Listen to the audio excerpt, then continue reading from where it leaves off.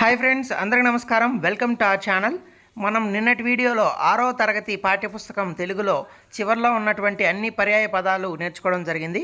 ఈ వీడియోలో మనం 7వ తరగతి తెలుగు పాఠ్యపుస్తకంలోని చివరిలో ఉండే పర్యాయ పదాలన్నీ తెలుసుకోబోతున్నాం. So let's start. మొదటిది అనురాగము. అనురాగము అంటే ప్రేమ, స్నేహము. అమితము. అమితము అంటే మిక్కిలి, అధికము, ఎక్కువ అని కూడా మనం అనొచ్చు. అది కూడా అర్థమే వస్తుంది. నెక్స్ట్ అరణ్యము అంటే అడవి, కాన.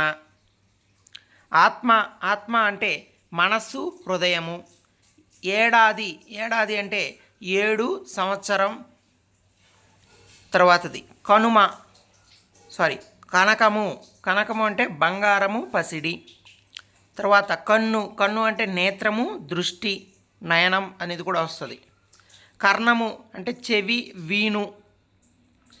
కుదురు. కుదురు అంటే ఊత, ఆధారము. కులము. కులము అంటే తెగ, జాతి. గగనము అంటే ఆకాశం, అంతరిక్షం, అంబరం అని కూడా అనొచ్చు. అంబరం అనేది కూడా వస్తుంది. తర్వాత గర్భము. గర్భము అంటే కడుపు, పిండము. గోవు. గోవు అంటే ఆవు, ధేనువు. అంటే మనం కామధేనువు అనేది కూడా మనం వినున్నాం కదా. సో చెట్టు అంటే మాను, వృక్షము. జలది అంటే సముద్రము, కడలి. తల్లి అంటే అమ్మ, జనని, మాత అది కూడా వస్తుంది. నెక్స్ట్ దహనుడు అంటే అగ్నిదేవుడు, అనలము. దళము. దళము అంటే సేన, సైన్యము.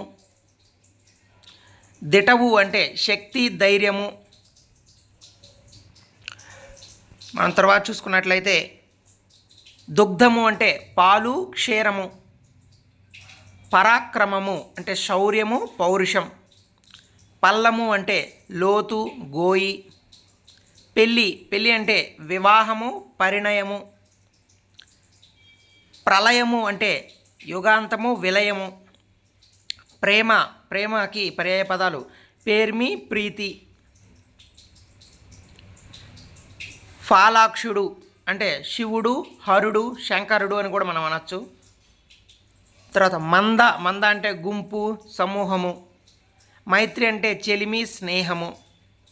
మ్రాణు అంటే చెట్టు, భూరూహం. రణము అంటే యుద్ధము, పోరు. లేగ అంటే దూడ, పెయ్య. లోటు అంటే లోపము, తక్కువ. వర్ణము అంటే కులము, రంగు. విజయుడు అంటే అర్జునుడు, గాంధీవి. శైలము అంటే కొండ, అద్రి. శోకము అంటే దుఃఖము, బాధ. శౌర్యము అంటే తేజము, ప్రతాపము. శ్రీరాముడు అంటే రాఘవుడు, దాశరథి.